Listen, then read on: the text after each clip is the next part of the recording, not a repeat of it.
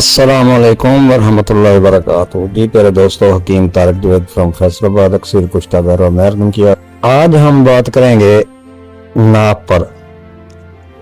आपकी खिदमत में पेश है सदका जारिया समझकर शेयर भी कीजिएगा। नाप अल्लाह ताला की तरफ से एक खास तोहफा है।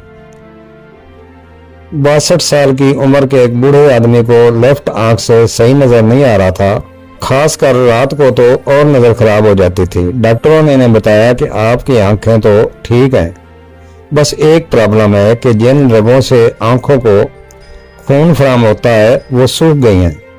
साइंस के मुताबिक सबसे पहले अल्लाह की तख्लीक इंसान में नाक बनती है, जो फिर एक कार्ड के जरिए माँ से जुड़ जाती है, और इसी खास तोहफे से जो बज़ाहिर एक छोटी सी चीज है, एक पूरा इंसान फार्म होता है। सुबहान अल्लाह। साइंस के मुताबिक एक इंसान के मरने के 3 घंटे बाद तक नाफ का यह हिस्सा गर्म रहता है। वजह इसकी ये बताई जाती है कि यहाँ से बच्चे को माँ के जरिए खुराक मिलती है। बच्चा पूरी तरह से 270 दिन में फार्म होता है, यानी 9 महीने में। ये वजह है कि हमारी तमाम रगें इस मकाम से जुड़ी होती हैं। इसकी अपनी खुद की जिंदगी होती है। छोटी नाव के इस सुराख के पीछे मौजूद होती है, जहां तकरीबन 72,000 रगें मौजूद होती हैं। हमारे जिस्म में वजूद की रगें अगर फैलाई जाएं तो जमीन के गिर्द 2 बार घुमाई जा सकती हैं।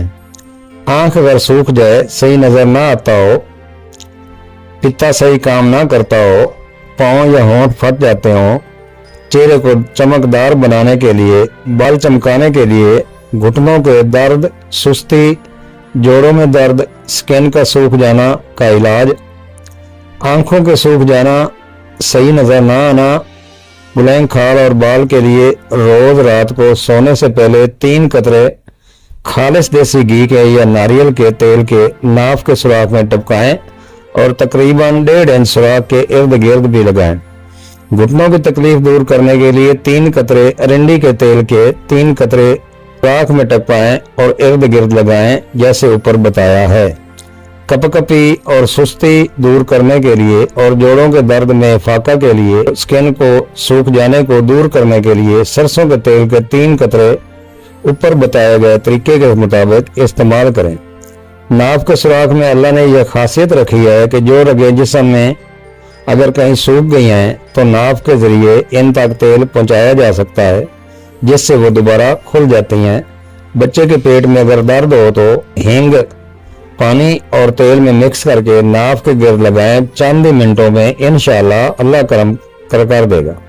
आबे प्याज 20 ग्राम, रोगन जैतून आध पाव दोनों जला लें और आपका ये मसला हल हो जाएगा। नाफ के अंदर और बाहर मालिश करें। कान के लिए जिसके कानों में साएं साएं की आवाज आती हो तो सरसों के तेल 50 ग्राम में तुखम अरमल 2 अदद पीस कर नाक में 15 दिन लगाने से साएं साएं की आवाजें आना बंद हो जाती हैं।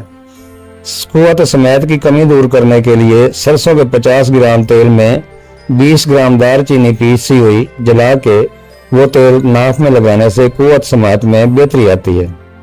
50 ग्राम सरसों के तेल में 20 ग्राम कलवंजी का तेल मिलाकर हल्का गर्म करके ठंडा करके लगाने से 2 माह में पेट कंट्रोल हो जाता है।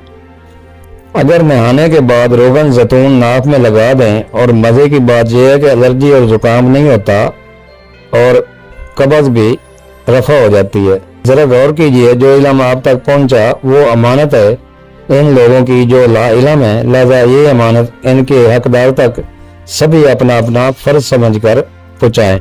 अच्छी मालूमात लेनी हो तो चैनल को सब्सक्राइब करें और बेल आइकन की घंटी दबाकर उसको ऑल पर कर दें ताकि हर नोटिफिकेशन आप तक बर वक्त पहुंच सके। अस्सलाम वालेकुम वरहमतुल्लाहि वबरकातुहू।